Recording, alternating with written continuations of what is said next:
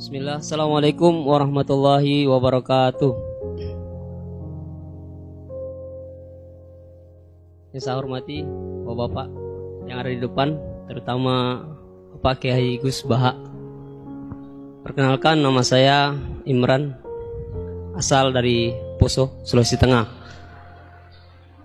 Alhamdulillah, pada kesempatan hari ini kita diberikan nikmat oleh Allah untuk bisa bertemu dengan Bapak Kiai yang mungkin secara pribadi dan mewakili mungkin perasaan teman-teman semua di sini, ada kerinduan, keinginan untuk berjumpa langsung dengan Kiai, dan alhamdulillah terlaksana dengan berkat artinya dari Allah Subhanahu wa taala melalui bapak-bapak kita dari Densus bisa memfasilitasi. Pak Kiai, yang pertanyaan saya, kita ini kan teman-teman ini bahasanya ex napiter, pernah masuk dalam kesalahan kebencian terhadap negara. Bahkan diantara kita ini ingin membentuk negara sendiri, ya kan? Apalagi kami dari Poso, terutama MIT Mujahidin Indonesia Timur, itu pengen bentuk komunitas bahkan negara di Poso, gitu. Artinya ada kebencian-kebencian. Nah, bagaimana? Karena kami dulunya punya doktrin negara ini negara yang togut, gitu loh. Negara kafir yang wajib untuk kita perangi, kita musuhi, dan orang-orang yang berkembang kita, pokoknya kita basmi lah sampai tegak negara ini, negara Islam versi kami saat itu. Nah, mungkin ada pesan atau ujangan nasihat untuk kami ini untuk semakin kuat, ataupun ada kisah-kisah ataupun ayat-ayat yang menjelaskan bagaimana kita itu harus sungguh-sungguh mencintai negara kita yang kita cintai ini.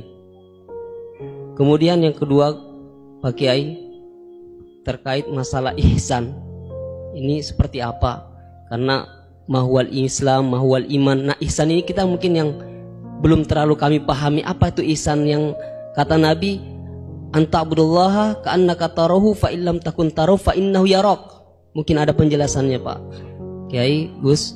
Mungkin hanya ini yang dapat saya sampaikan. Assalamualaikum warahmatullahi wabarakatuh. Namanya siapa tadi? Imran. Imran. Ya. Memang orang sana kalau baca Imran apa Imron gitu?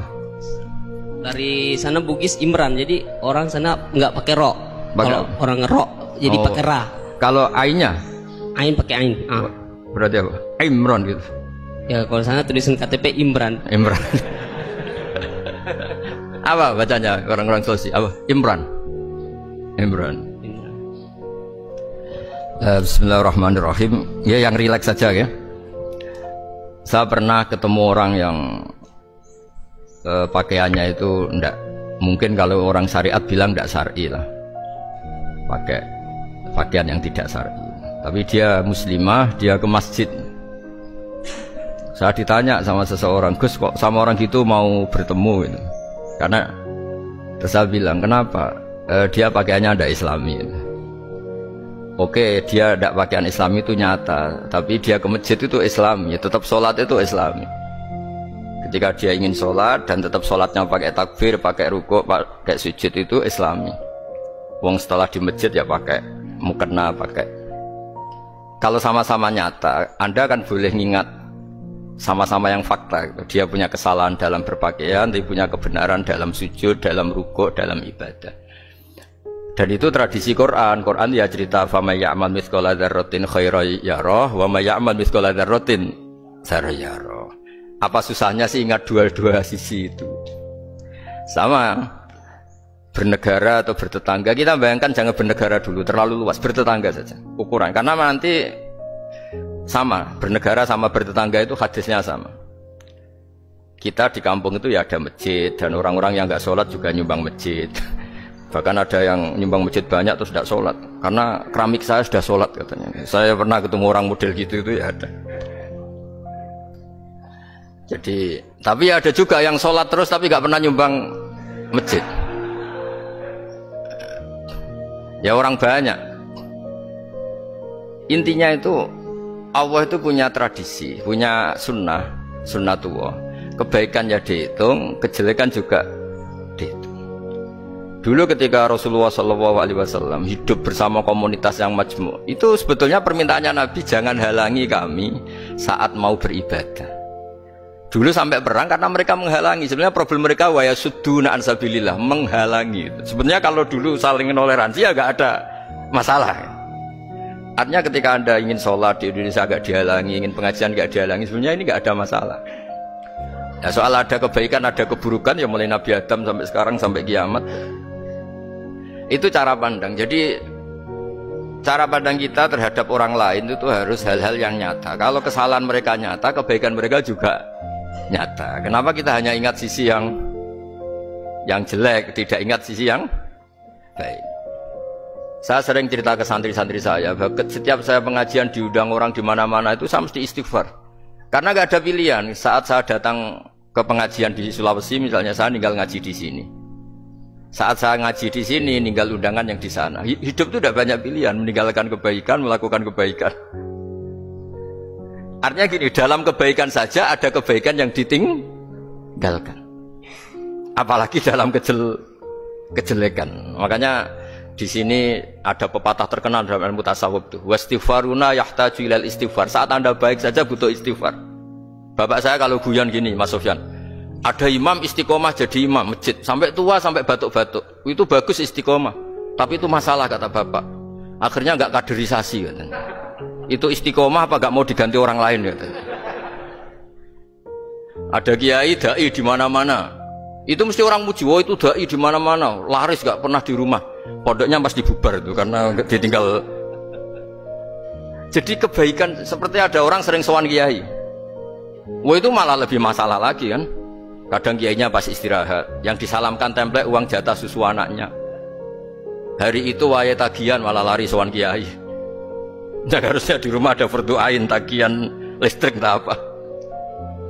Jadi makanya di hikam itu terkenal kata-kata manusia itu siapa? Manusia itu mangkanat mahasinuhu masawiyah fakih falatakunu wasawihi masawiyah. Manusia itu orang ketika baik saja salah, apalagi pas salah.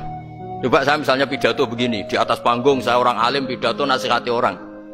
Di saat yang sama seperti yang tanya Mas Wildan tadi, ada agak sopannya. Di situ ada mungkin orang yang lebih sepuh dibanding saya. Masa lebih muda kok di atas? Yang di bawah lebih tua? Ada agak sopannya. Mau nggak pidato disuruh, mau di atas disuruh, nggak sopan sama yang. Tapi misalnya yang paling sepuh pidato nggak pernah ngaji kok pidato, terus gimana? Artinya ketika kita baik saja ada salahnya, apalagi pas salah. Sebab itu ajaran Rasulullah itu suruh berdoa Rabbana dzolamna anfusana. Sebelum minta itu merasa ya Allah kita ini mendolimi diri kita sendiri. Karena dalam pilihan-pilihan itu pasti ada salahnya. Coba misalnya Anda bangun masjid habis 2 miliar. Yang harusnya 1 miliar sudah jadi. Terus nanti suatu saat ketemu Allah ditanya, itu ada orang miskin, fakir miskin, yatim. Andai kan kamu sumbang 1 miliar itu sejahtera semua. Gara-gara kamu bangun masjid terlalu mewah. Ya tapi kadang-kadang orang kebaikannya itu orientasinya bangun masjid, gak tertarik nyumbang fakir. Saat itu cara berpikir gitu mau apa? Tapi kalau dia mau luhur manusia terbaik karena bangun masjid 2 miliar, coba diaudit secara kepentingan syar'i. Penting mana dengan ngasih makan fakir miskin? Penting mana dengan menikahkan janda misalnya? Penting mana dengan pendidikan? Apa artinya masjid mewah orang nggak tahu halal haram, nggak tahu najis, nggak tahu cara sesuci, nggak tahu cara adzan yang benar. Terus penting mana untuk beli kitab sama dipakai masjid? Apa artinya beli kitab apa tapi nggak makan? Penting mana makan sama beli kitab? Ada auditnya. Makanya manusia itu ketika baik pun disuruh istighfar, apalagi ketika salah. Nah dengan perasaan seperti itu kebencian pada orang lain luluh karena potensi baik pada orang lain ternyata tinggi dan potensi salah ke kita juga tinggi. Nah dilatih gitu. Jadi di Ihya itu ada kitab tawadhu. Kitab tawadhu itu dilatih ketemu orang tua. Huwa aksaru ibadatan, dia mesti ibadahnya lebih banyak karena lebih tua timbang saya, pasti sholatnya lebih lama timbang saya. Ketika Anda sudah tua melihat anak-anak, huwa aqallu minni maksiatan, mesti maksiatnya tidak banyak karena masih kecil. Terus ketika melihat orang fasik maksiat, La Allah yatubu alaih fa inna Allah tawwabur rahim. Mungkin Allah memberi tobat, bisa saja. Umar itu ingin bunuh Nabi, tapi Allah memberi tobat. Yang sowan kiai saja tidak mesti dapat tobat. Umar ingin bunuh Nabi, tapi Allah memberi tobat. Akhirnya ya tobat jadi Islam yang baik. Dalam sejarah Wali Songo, Kalijogo sowan Sunan Bonang itu ingin garong, tapi malah jadi muridnya jadi wali. Kalau Allah sudah menghendaki, tidak ada ya. Perang Uhud orang Islam kalah itu karena panglimanya siapa? Khalid bin Walid. Tapi dia malah yang dapat hidayah. Nah, sama orang yang sekarang Anda benci, bisa saja Allah merencanakan ada apa? Hidayah di situ. Dan kita yang merasa benar, jangan saja ada rencana Allah bikin kita su'ul khotimah. Na'udzubillah min dzalik, kan tidak pernah tahu. Nah, dari tidak pernah tahu itu orang diusahakan tawadhu. Wa ma adri ma yuf'alu bi wala bikum. Kita tidak pernah tahu. Makanya meskipun saya ini kiai, terus kata orang banyak itu ketok. Kalau istighfar ya nangis betul ya. Cuma kan nggak perlu di depan umum. Nanti ada penampilan kan ribet kan nanti. Sudah nangis nggak ikhlas, nggak mutu. Ya gitu ya.